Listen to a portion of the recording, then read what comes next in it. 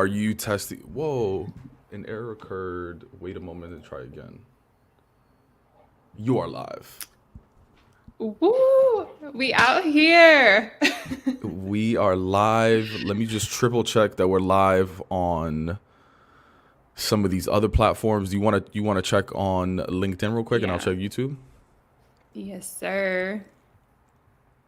Yes, What's sir. up, y'all? For those that are joining, hello. We're just double checking that we are live. Hola, hola.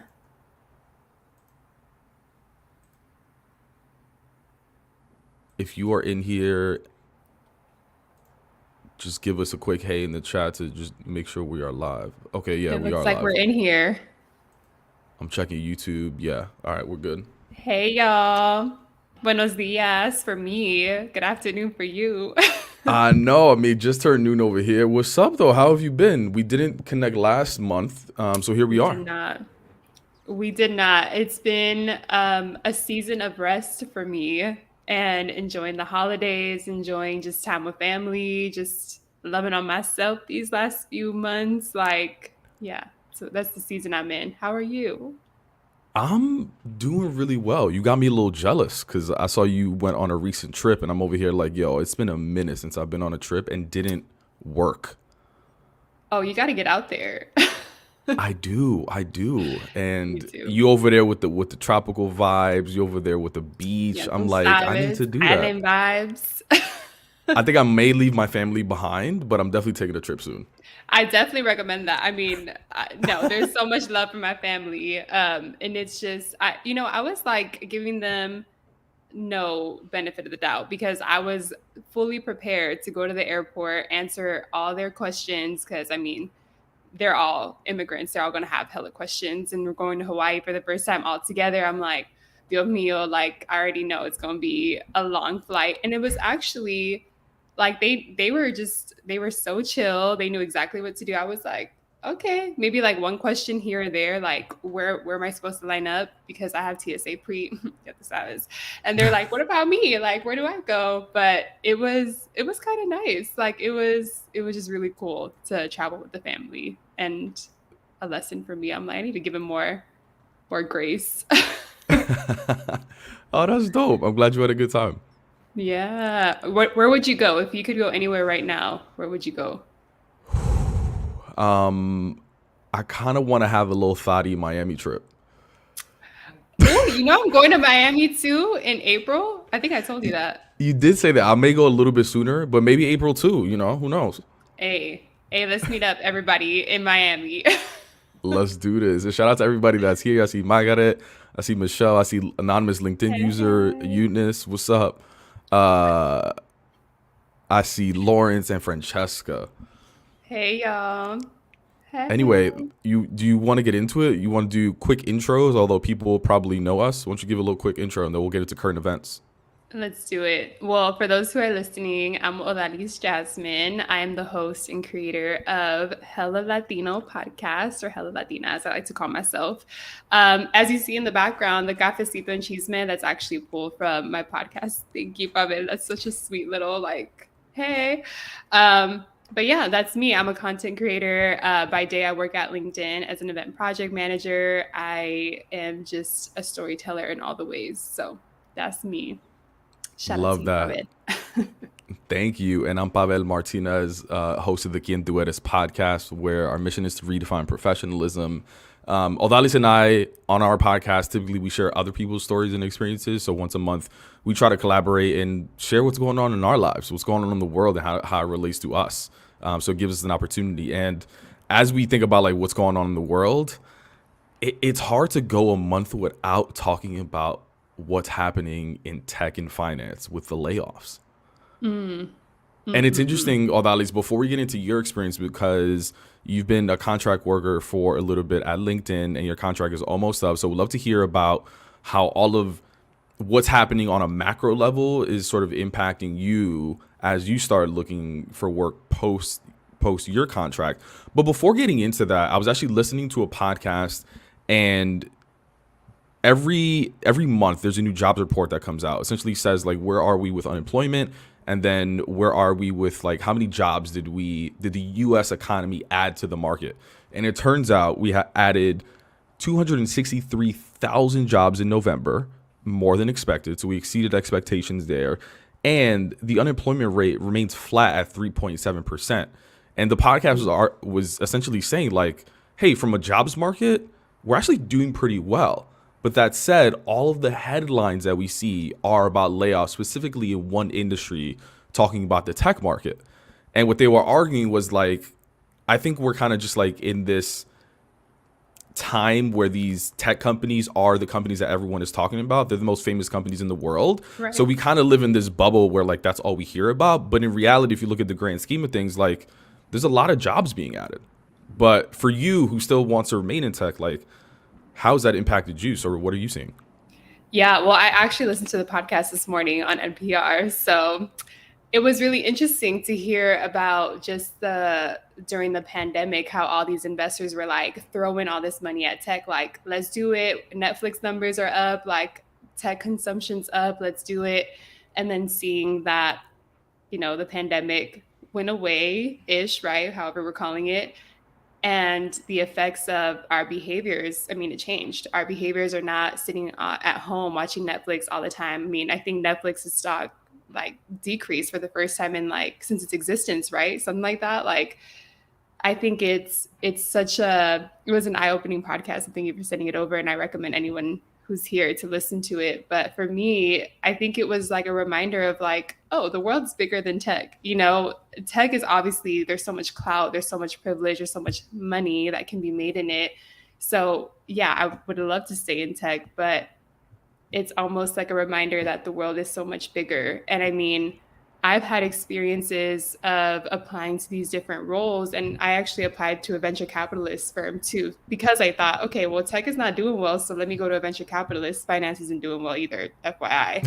But I applied for the job, and it was the third job that rejected me and said, hey, we can't hire anyone right now until the next few quarters because we're on a hiring freeze, which is what, essentially all these other companies are saying. So it's kind of been an interesting journey for me of like, it's not looking so hot over there, but you hear the data, you hear the numbers, and there are a lot of jobs. So it's almost like are we getting a curated list of jobs that we're not, you know what I mean? Like, is there missing data here? Like, are there missing job listings, or are they not being posted? I think there's also a stat that says 70% of jobs that are open are not even listed on the LinkedIn's or Indeed's. Like, some of them are internal and some of them are filled internally as well. So it's really interesting. I'm in an interesting crossroads right now. But what are you seeing from your side? Because you're interviewing a lot of people day in and day out. Well, Like, do you hear these stories? there was some interesting things in that podcast, and it was Planet Money, the indicator for anyone that's interested. But one of the things that was interesting is kind of this.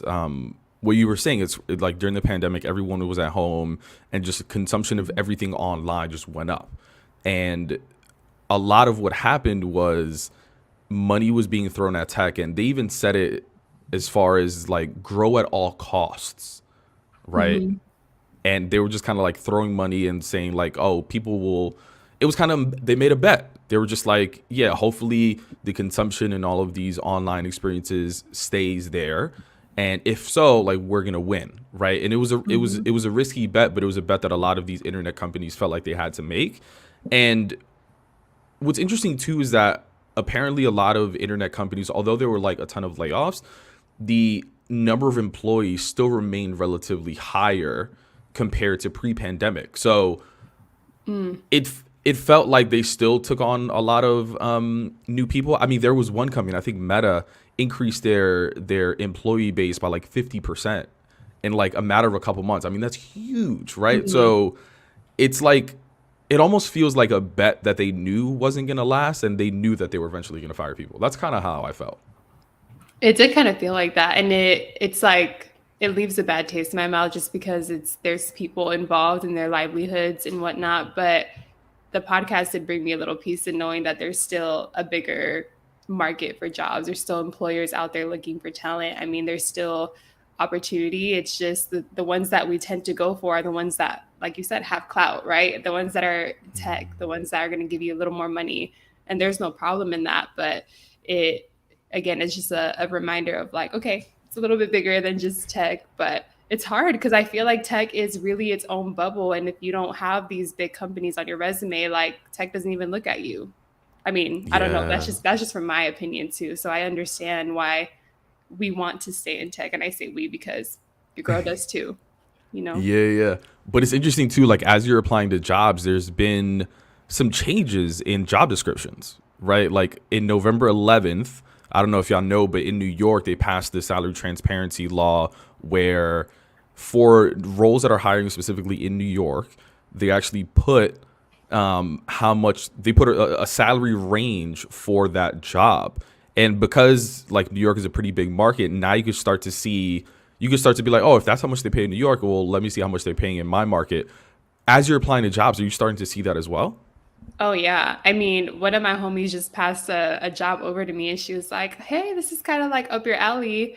And it was kind of like a growth moment for me because I looked at the job and then I saw the salary transparency on there. They gave the range and I was like, oh, I'm way too expensive for them. Like it just is what it is. And we gotta honor our prices and we gotta honor what we want in a salary. Like, we gotta keep, especially as Latinas, we gotta keep going up. You know what I mean?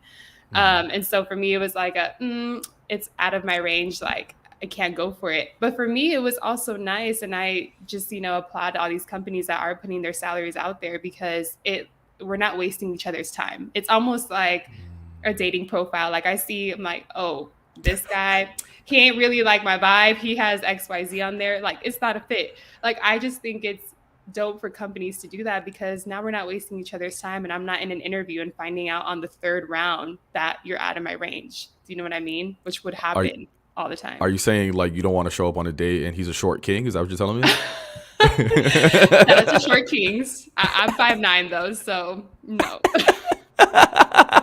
Your girl's tall.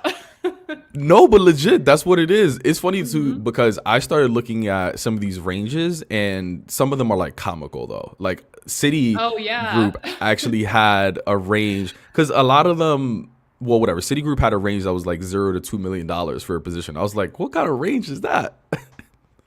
Literally, I've been seeing some ridiculous ones too of like a 50K, like six, like it's just crazy ass ranges. And I'm like, they're not even trying at this point. You know what I mean? I think they're just throwing numbers out there because they have to or they feel like they have to, but quién sabe.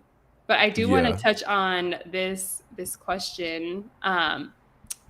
Any thoughts on gatekeepers when it pertains to tech roles? Meaning, do you truly know somebody who's on the inside? How do you feel about that, Bowen? I think, well, from my experience or everything that I hear is like referrals definitely help. I know that I've put in a couple referrals and that has helped people get interviews. That said, I know plenty of people that have submitted referrals and it hasn't necessarily helped them. But yeah, I mean, I think knowing someone on the inside definitely helps. I mean, that applies to everything. I mean, you can know somebody that works at a restaurant and you're like, yo, but can you get me a seat? Like, it's probably gonna help. And I think that's Mm. why it's been difficult to get people in for so long because if you think about referrals, if there's not many of us on the inside already, then there's less of us to actually refer people, right? And the people that do often get referred are the people that look like the people that are already in there. So I think it does help to get a referral, but it's not necessary to get in. Like most of my jobs have, I think all of my jobs I've gotten in without a referral. People have just Oh, see? reached out to me. People have just, Dale. funny enough, even for Facebook and TikTok, they just reached out to me via LinkedIn. So I didn't really need one. Okay, Pavel. Slight flex. But I'm gonna say too, though. I'm gonna say an unfiltered comment on this because I feel like referral or not, the recruiters are the gatekeepers, or they can be the gate openers. And I mean, I'll give you an example, and I'm gonna put a company on blast real quick. But I got referred to a company into it and had hella homies in there advocating for me on the inside. And I had an interview with the recruiter. We talked for maybe like 15 minutes. There was like, it felt kind of weird. Like the energy was weird. I felt like maybe, I don't know, I want to give her grace. Maybe she was having like a day, but I felt like she didn't really want to be on the call with me. And this is the second time I've had that experience with different companies.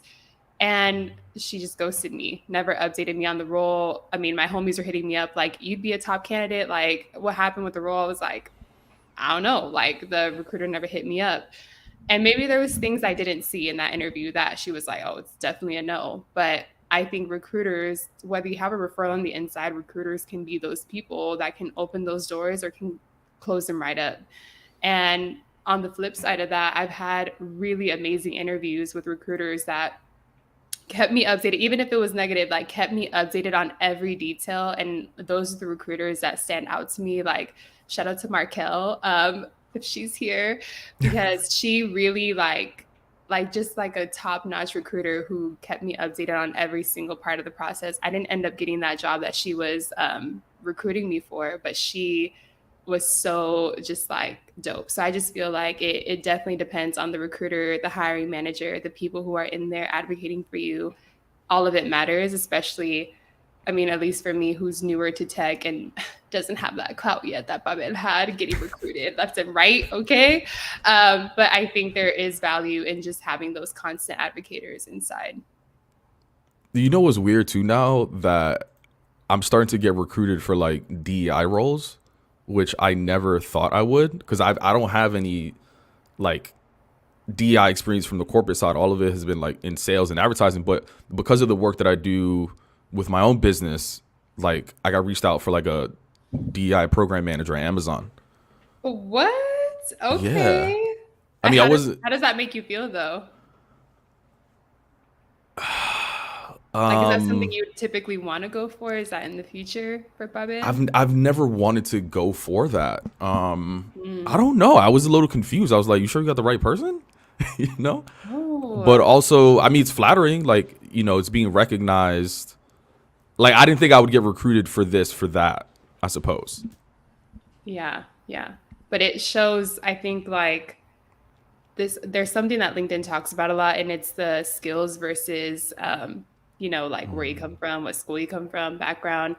I think the skills first mindset is what, Amazon just did. Like, they recruited you because of what you do, not because Yeah. of what you went to school for, not because you read, what is that book? White Fragility, not because you read any of those books, but because you've experienced it and you created a whole platform based on it. And I think I mean, LinkedIn is really trying to move the needle in terms of like skills first, but that's, to me, it's kind of a reminder to you, like, this is the work that you do. This is the work that you are putting out into the world. And any company would want to take that like 100%. So Thank you. shout No, out. it's very true. And Christopher, just to acknowledge, I'm 5'11". I'm not gonna lie that I'm 6 feet, but I'm not a short king. But shout out to those. Mary, I would love to hear what you mean by the ranges are also inclusive of COLA. So some employees have been sitting on these roles for a while and just their figure is included. I'm not really sure what that means, but like, let us know. Hmm. Also, Andres said Jay-Z had a great quote about this at a concert at Webster Hall. Something like, "We can easily get out of the barrel if we stand on each other's backs. Whoever gets on the top, as long as they stay attached." Ooh, like crabs in the barrel mentality. I feel you on that. It's very true. One of my other favorite Jay-Z quotes, since we're mentioning Jay-Z now, is "You can't help the poor if you one of them." That's one of my mantras in life, because we had a conversation yesterday about it, of like, you're Odalys, you're like, really, they make me happy. They had a great time, like that's where my mind goes first. And it's just really interesting because that's my mantra lately for this like last half of the year, because I'm like, I'm trying to help so many people all the time, but I need to also turn that energy into me, into my family, right? Or just to me and myself, and really prioritize me, which is why I said I'm in that season of rest, in that season of just like almost like re-energizing myself too. So, and shout out to Christopher for putting that out there. Short King energy. I love to see it. Love that. Love that. I think the salary transparency law is interesting for a few different reasons. One in particular, too, like besides like the corporations putting like a little bit more pressure into being transparent, I think there's bound to be a few pocket watchers out there. Like Mm. now people may know how much money you make, but now I think some of these conversations may open up and it's like, oh, that's how much you're making. Like, how have you ever had like any awkward conversations when it comes to salary, like before these laws were in place, of you trying to figure out like, am I being underpaid with coworkers? Well, it's interesting because I automatically think of a job that I had earlier in my career where I wanted to just talk about salaries because I had no idea. It's that first gen thing, like you don't know what you don't know, so you didn't know how much you're supposed to make. Like I didn't know, and I had this coworker, the homie, still one of my homies today, and I had asked her at one point, like, well, how much do you make? Mind you, we were in completely different roles, but she was like, I don't really want to talk about it. And I was confused. I was like, Jen, just tell me the cheese man. Like, how much do you make? And she's like, girl, no. Like, I've had experiences where, friendships have broken up, work relationships have gotten toxic. Like, I don't want to put myself in that situation again.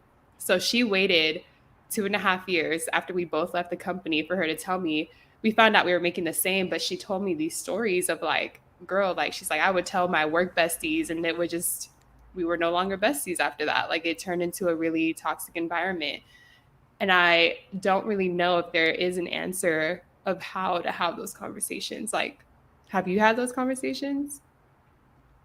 I haven't had the conversation. And that's so unfortunate Mm, that like friendships are ruined just because maybe you make less than the person that you're speaking to, for example. But I yeah. mean, I think certain emotions are natural to come up, right? Like I remember, for example, when I was working like at a smaller tech company, and my friend just got a job at Google, and then he was telling me how much he got made. Yo, I was so happy for him, yet also July 1st, I was jealous. happy for him.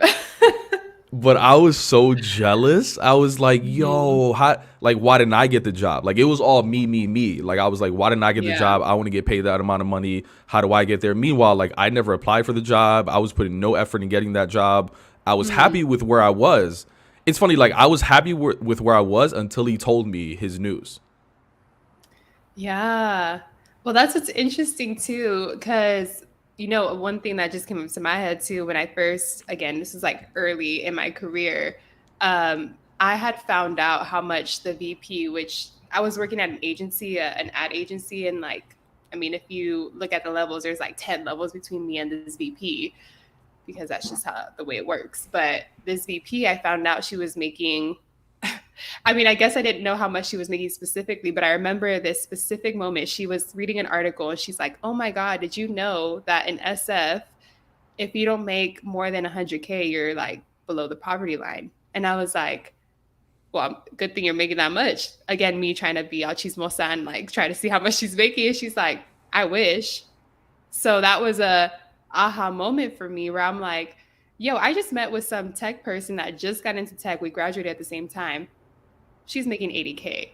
So it was a moment for me too to know 10 levels, aka in like 5 to 10 years, I'll get to her level and I won't even be making that much. So is it worth to go into tech because my homie just graduated and now is making 80K? Like, should I go that way? So in a way, like salary transparency can help decision making too. And that's the reason I got into tech in the first place. So there's, I don't know. I don't, again, that's not having salary transparency conversations, but I think there's value in knowing your salary and what you're worth. Like, did you, after you found that out, did you get more money after or not? Wait, before we get into that, how did you even know to ask that chismosa ass question? Because I'm Latina. Yo, Odalys Because hit her we with know. the, that's more than what you make, duh, right? Like, You already know. I learned it from my mom.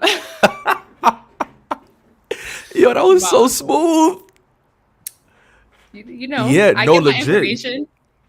Then there was a quote that said Latinas are the best investigators. And I feel like it comes Facts. from just toxic backgrounds, which we won't get into, but that part.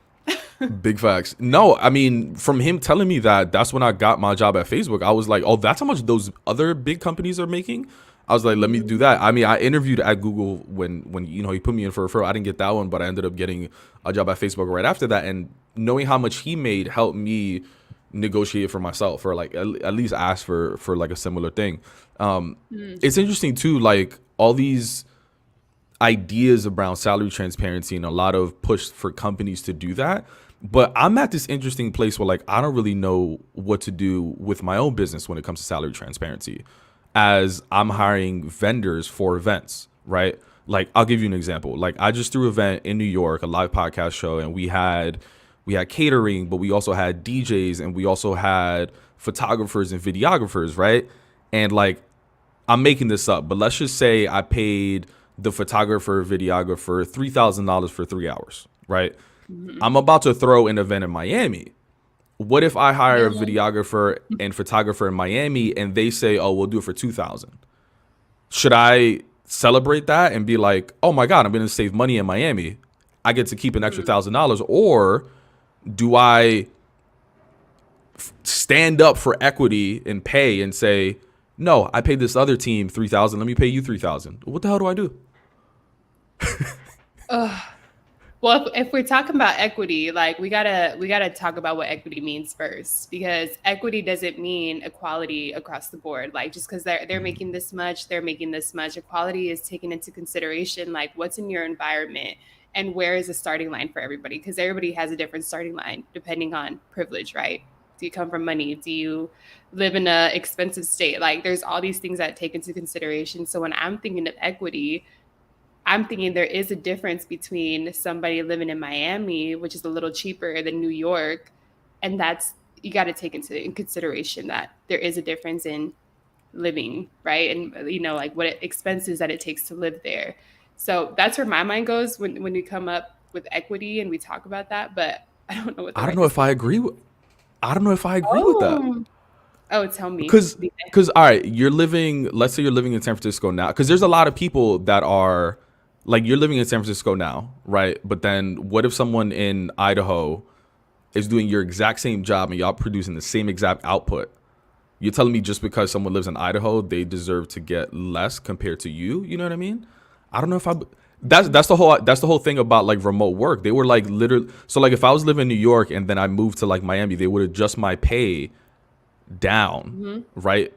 But I don't like. I've always found that weird though. I get the argument as far as like living expenses, but what if they're doing the same exact output? I don't know. Yeah. I mean, it is, I don't know. I don't know if there's a right answer for it, but I do see that mindset of like, hey, you're not living in California anymore. You're going to Idaho. It's going to be a lot cheaper to live there compared to California. Like, I get how it matches your living situation, but I don't know. I don't know. And Kenneth brings up interesting points. Says New York and Miami are different markets. You should pay them what they ask for unless they are grossly undercutting themselves. But that's the thing, right? And like, let's even talk about salary transparency, right? Like, if I'm really about salary transparency, I would put on my website hiring. Like, I wouldn't even ask them what they're charging. I would already have my Yeah. rate online as a business and say like, hey, like this is the going rate what I pay for DJs or for X, Y, and Z, blah blah. I just think it's really easy for me to criticize these huge corporations, and of course they have way more money than me. Like, trust me, I'm not balling in my bank account to be paying all these vendors amazing amount of money. But I'm just saying like, it's easy for us to criticize things, but when it's up to me to run my own business and like act accordingly, now I'm struggling with like, shit, what's my salary transparency policy? Hmm. Wait, are you saying this is coming out of your pocket or is this coming from like a company's pocket No, it's because they're coming out of my investing? pocket. I mean, I don't know. I have like a hard time comparing a small business to a big tech company. Like I can't, I get the salary transparency, but it's hard for me to wrap my head around like there's this man who's building a business from the ground up. Like respect, like what Kevin said, like respect what they're asking for, unless they're like it's ridiculously low and you're like, okay, I can give you a little more than that. You know what I mean? But I don't know. The argument can really go both ways. So do you think it's about like maybe when they reach a certain level of revenue, then it's like, all right, now you could like enact those policies? No, that's like, oh, I don't know. I'm still more of like, I don't know. For me, I kind of put myself in the mindset of like how many other small businesses are doing this and how many POC small businesses are doing this compared to white small businesses. You know what I mean? Like, Hmm. and then it's also that mindset of like, it's always the freaking POCs, the BIPOC folks that are deciding to do these things because it's for the greater good, yet we're undercutting ourselves because we don't come from that line of privilege. Again, I'm talking about equity in that mindset, but I don't know. It's hard. Yeah, you got me Yeah, thinking too, Kenneth. It's both of us. because I remember this example. I mean, because like, all right, I'm everyone's a business, right? I remember this example of a recruiter she posted on LinkedIn and said like, hey, like I was recruiting this candidate and I think he lowballed himself by like 50K. And she was Mm. like, I don't got time to educate people. Like I'm just Oh, going to like you lowball yourself by 50K. I'm gonna give you that same offer. I save myself 50K, I'll hire somebody else.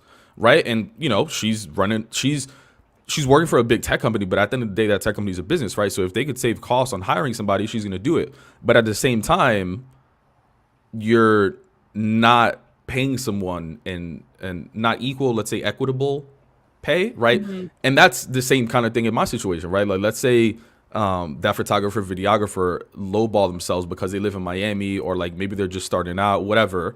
And what am I supposed to say? I don't got time to educate people. I don't got time to like tell people to advocate for themselves and I'm just gonna save money and not pay them. You know what I mean? I feel like, Mhm. and although it is like maybe not everyone is doing it, but someone has to start it to then teach people that it could be done. You know what I mean? Yeah. No, 100%. I have a question for you. I don't know how Hmm. unfiltered will get here, but Whatever. Anything. Ask me let's anything. say let's say let's say Google hires you for an event Hmm. and you tell them your price. Let's say it's 6K. Hmm. I'm being generous. Maybe that is how much you charge. But you say, Google, I want 6K for this like 1 hour speaking engagement. And Google's like, cool, I could do that. Yet they had about $8,000 to give you, just an example. And then another company, let's say Meta, reaches out to you and they're like, Babel, we can only give you 3K. Like, what do you do in that situation where Google is paying you 6,000 or are your prices already out there? And it's like, if if you're fucking with it, like do it. If not, no. Like, what do you do in that situation? How do you market yourself? I've turned down offers. Meta offered me 1,000. I said no. Mm-hmm. Um, uh, some other companies offered me. I was charging 5,000 this year. But there were some that were like, "Yo, I only got 3K," but I really wanted to work with that company and partner with them, and I see something long term. Yeah, I was like, yeah. But other companies, most of them would honor it. Yeah. But even in that, like, you see the like uncertainty around like how much I should charge. Mm, I should be sharing my rates with the world so that everyone knows. So yeah. that although at least next time you go into a meeting with Meta, you'd be like, oh, you know, Pabel got 5Gs off of them. Like they should pay me accordingly. Just like when you Right. went to that, didn't you just do like a keynote not too long ago? You were like, Pabel, how much should I charge? And I'd be like, well, this is how much I Hmm. charged. Right. But these Yeah. shouldn't be like one-on-one conversations. I should have a place on my website and I'm gonna do this. I'm gonna have a place on my website where like these are my rates, but these are my rates that I accept, but then these are the rates that I also pay to vendors. Like I want vendors to know Mm. transparently this is how much I pay for DJ for all of these sort of things, so that if you want to work for me, there's no negotiating. That's my rate. And but the thing Oh, about setting a rate is like I'm gonna lose out on some people that think that rate is too low, but I'm also yeah. gonna maybe overpay for some people that might have undersold themselves.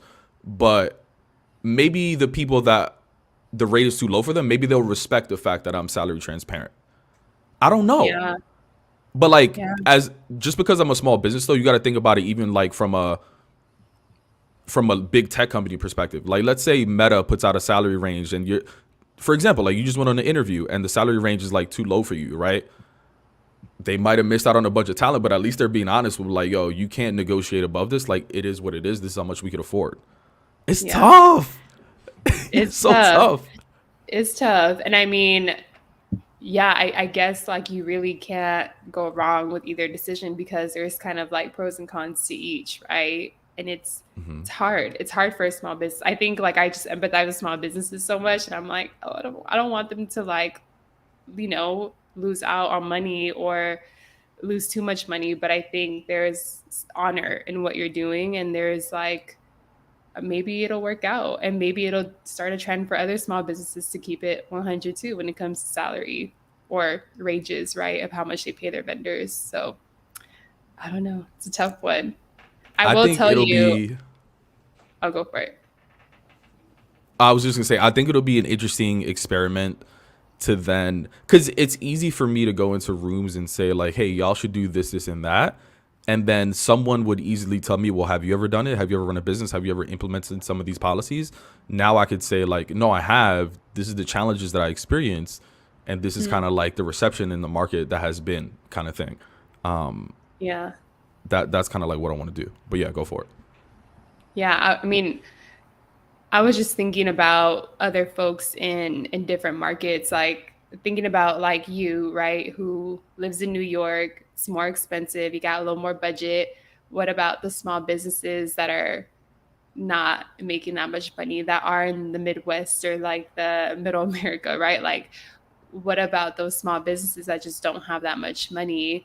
Now, are they going to miss out on opportunity because they can't afford as much as someone who lives in San Francisco or New York or those bigger cities? Like, now I'm just thinking about those small businesses and what salary transparency would mean for them, and how as a vendor or as a small business, like how you respond to that. Like if I see a company in Idaho, I'm like, oh, definitely don't want to work for them. Or I see a company in New York, I'm like, oh, that's my cup of tea. Like, are those people going to miss out on opportunities too? You know what I Are mean? they going to miss out on opportunities? Interesting. Yeah. I could be I wrong. mean, Yeah, I'm just thinking about it, right? Because you and I are in a more privileged place where California and New York, we tend to make a little more money just because of where we are. So I'm just kind of yeah. thinking of that.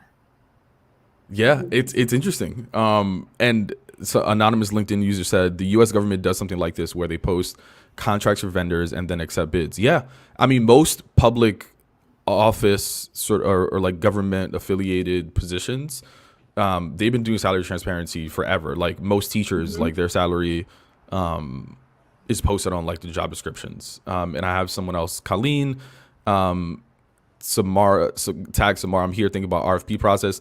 And big shout out to Samara, who's working with me on Plural. I've been working with her for like the past year.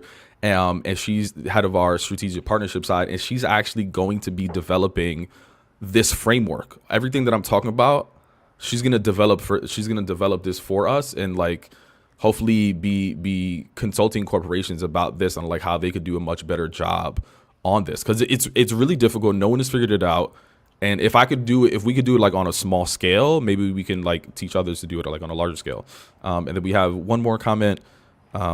Gracias por este evento. Knowledge is power, and sharing the power makes us all more human. I think it's a matter of knowing your worth and teaching others humility. Yo, but that's the other thing too, right? Like when we talk about knowing your worth and we're talking about like small businesses, like I'm a small business as well, and I also want to be hired and not have to negotiate. So like I hope that people give us the same respect that we try to give others. You know what I mean? Yeah. Like if someone hires me, like I don't want to have to negotiate my speaking rate. Like why can't you just like transparently post like, hey, we pay every speaker $8,000, every speaker Mhm. $2,000. Like That part. I think if I put out the energy, hopefully it's going to be reciprocated. Yeah, 100%. And there's so much power too in, I mean, I think in my position as an event project manager, I get to hire vendors all the time. And there is a sense of, I mean, you do see these different vendors come through and they are ranging in all these different ways. And and a lot of my team members, what we try to do is we try to create so that it's an equitable process. So if we see a vendor, which happened, we saw a vendor, which was one of my homies, which I was like, no. One of my vendors was charging so low compared to these other vendors that were doing the exact same work. And we got to give him a little bit more money in his pocket. And that to me was like a moment of like, we have power here too, where we get to create more equality across the board from these different vendors that some of them are doing the same exact work, but they don't know. I mean, they don't talk. I mean, you're the first person that actually shared their speaking rates with me. There was a lot of other, well, actually, there's like a lot of people who did. So thank you to you. But there's some people who told me, like, oh, it just ranges company to company. And I could tell they didn't really want to talk about it. But I appreciate the people who are honest, who are out here trying to create space, money for people, especially people in the community. Like, just shout out to people like you and shout out to my team who are always trying to give more money to the peoples. How did you tell me about that experience though? Because I think you're in an interesting position too, right? And like a lot of salary transparency conversations is mostly around full-time employees, but there's so much money that goes to external vendors within companies Hmm. that, and you talk about small businesses, those are small businesses that they're hiring a lot of times for like these vendor relationships.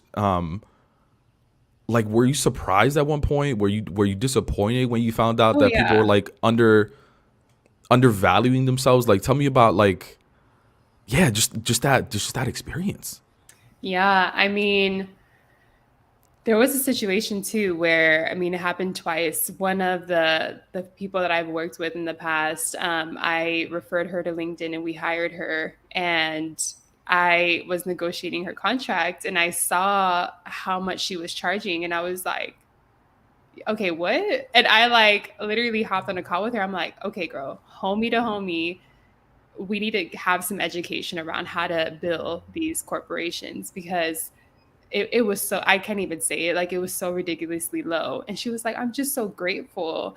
And she was a woman of color. And I was like, girlfriend, this is the problem where we are so grateful to be in this space. And it was her first corporate gig. She was really excited. And I'm like, okay, like we just need to have some education. And now she's working with a bunch of other tech companies and charging what she's worth and making a living and a whole business out of it. And she told me recently, like, girl, thank you. Like, if it wasn't for you opening up that door, I wouldn't have had this on my resume or, portfolio and been able to now charge what I'm worth. But it starts with knowledge, it starts with education, especially for our communities that don't know what we don't know. I mean, a lot of the times there is a lot of gratitude there. Like, okay, first corporate gig, like let's get it. Like I'll charge whatever I can just to get in the door. But these corporations have a lot more money. But to me, it was a feeling of almost power to be able to do that and to be able to give more. And there was a sense of pride there too. Like finally I'm in the seat where I can give our people a little bit more because that's what they deserve. You know what I mean? That is a powerful position. It That's really is. dope. I wonder. I wish we could just like insert her right here. Be like, oh my god, what was that experience for you? Like when you found out Right? that you're being Alexandria, shout out to undervalued. you. Hey, that's dope. Yeah. That's dope. Yeah. But I mean, there has to be, like someone said, knowledge is power. Like, we really have to spread knowledge and have these conversations and bring people into the conversations. Like you said, like we need to have time to educate people. So, I mean, to your question earlier, I still don't know what the right answer is, but I know that there is power in knowledge and there's power in being open about salary, about money, about all of those things. And I'll give one example. Debbie and Alejandra, two of my homegirls. Shout out Debbie Cakes. Debbie Cakes.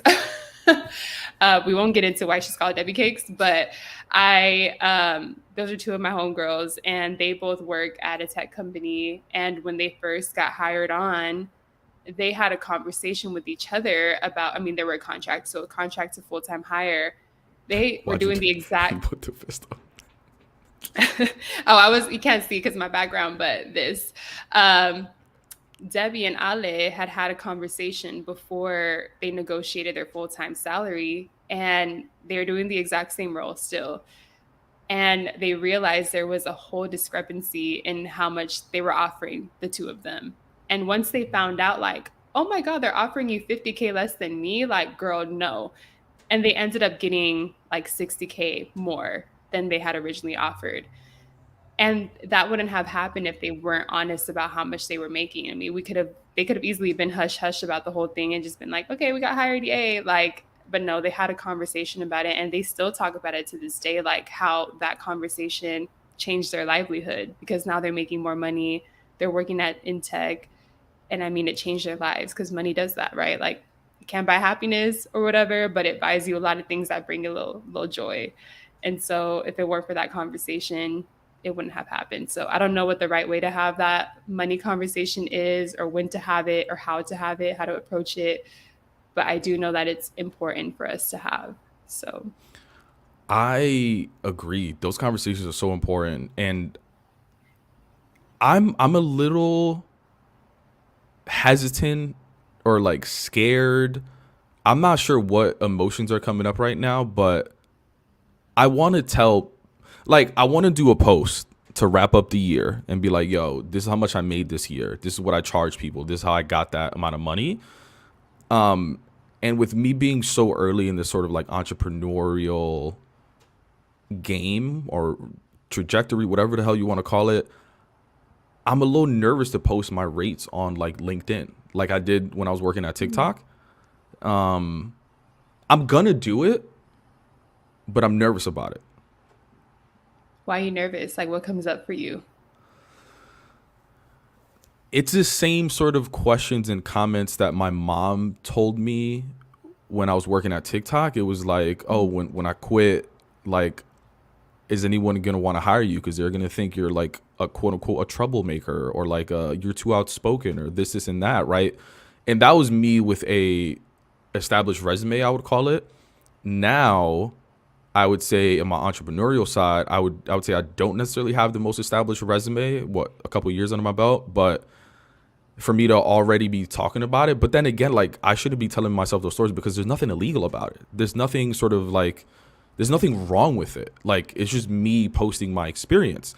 And if someone has a problem with it, then they don't stand for salary transparency. They don't stand for equitable wages, all those kind of things. But just all the training, you know what I mean? Like, there's so much stuff that Yeah. I still have to unlearn. But I'm a little scared about doing it. Yeah. Well, I applaud you for moving through that fear and, like, or not fear, but nervousness, and still saying, like, I'm gonna do it though. Like, it's not gonna stop me. Cause I think it could paralyze you when you're nervous about that, especially. I think you're established, and I'm sure the folks that are in here think you're established and know you're established, but it doesn't take away from the feelings that you have of feeling like, a few years into my belt, I don't feel like I am there yet. But the fact that you're like, yeah, I'm gonna do it anyway because it's important. Nothing illegal about it. There's power in that too. And I mean, Babed, you really out here putting information on the platform that didn't exist there before. And I think it's important for people to know, and it's changing lives. I mean, you changed that guy at TikTok's life, right? With how much he charged for his services, for his salary. So although there's nervousness, I think there's a lot of power that you're doing right now. So Thank snap you. to you. Thank you. Thank you. Uh, anyway, I know we're like close to wrapping up. I think we touched on all the topics that we wanted to touch on today. Anything else top of mind? People in the chat, any questions as we try to wrap up? Well, I'm curious. I have a question for you. I'm curious what motivated you to want to post about your rates. Is it more of like awareness for those who are charging for their speaking rates, or awareness for those that can hire you? All the above. Like, what was the inspiration behind it? I think it's one, awareness for everyone that is sort of like doing some of the work that I'm doing and doesn't know how much to charge. But also two, like, I want people to give me the same information back. Like, hey, I'll tell you Mhm. if you tell me as well. Because I think for many engagements, like, I'm probably under pricing myself. So like, it'd be nice to know that. Like, I just want to live in a world where negotiation isn't part of getting paid. Like, I don't want to negotiate That for part. anything. That goes from like buying a car to like, it should be as easy as buying a coffee. Like, oh, they charge 450. Oh, cool, give me. You know what I mean? Like, oh, hey, this is my service. How much are you paying? Cool. Like, I don't want to negotiate. So if I could Yeah. do my part to raise awareness, to learn, but also to like create the world that I want to see, where like negotiation isn't part of getting paid, and all I got to do is post my W-2s, whatever. And I think there's shit, I can't get the quote right now, But there's a quote that says like the thought of change is so much greater than the thought of fear. And it's I think that's probably what you're feeling right now is like you want to change that part of the world so bad, and it's outweighing the nervousness. That's why you keep saying like I'm gonna do it anyway. But there is so much power in that. Like again, I think about it from a first gen Latina perspective because that's my experience. I didn't know what I didn't know. My parents were contractors working multiple jobs all the time, but did anybody tell them how much they were supposed to be making? No. And there is a lot of what your mom told you, like it's like don't cause too much trouble, don't be too much, like, you know, ten cuidado, always ten cuidado, because it could be taken away from you. It was a scarcity Yes. mindset, right? It was a very fear-based mindset. But being in the position that we're in now, there's a little bit of privilege there where we get to influence, create change, and do things just a little bit different so that it can change the generations that are to come. So, super. Exactly. I think you said it right there. Like it could, the story I tell myself is that it could be taken away. Mm-hmm. Yeah. Yeah. But fuck it. Can Yeah. you put that on a t-shirt? But fuck it. But fuck it. And this comment by Priscilla, like sharing more information on how to become a corporate vendor for those that are also interested in doing the great work you're doing. Yeah, I agree. And Eva, shout out to Eva as well. It's changing lives and it's changing industries. Super proud of you, Pavel. And this is why companies are reaching out to you to lead a role in DEI. Yeah, for now, until they take it away. Like I said. But fuck it. But fuck it. That's definitely going on a shirt. But I feel it. And I think it's just generational stuff that we got to heal from, right? It's like so much deeper than like your mom told you that. Like, what did her mom tell her? And what did, you know, her grandma, you know what I mean? Like, it's a generational cycle that I think a lot of us that are here are trying to break. And which is why we're here in the first place, sharing knowledge. And I hope that people are taking this knowledge that we shared and passing it on to their colleagues, their friends, their homies, their families, etc. But Exactly. Well, as always, I appreciate this conversation. It was unfiltered as always. I think we dove into some things that we had no idea we were going to talk about today, but we really got into it. hey, we did get into it. I didn't expect all that, but I'm glad that we did, kept it 100 per usual. And thank you to everybody who's joining in. And hey, Priscilla. Yes. Thanks for y'all for joining in. As always, we're here every month. But in the meantime, be sure to check out the Hella Latino podcast by Odalys, and be sure to check out the Quien Tú Eres podcast by yours truly. Available everywhere. And for those who are interested, we've both been on each other's podcasts. So if you do want to hear a little bit more of our stories, it's on Quien Tú Eres and Hella Latino. There you go. All right, y'all. See you next month. Bye, y'all.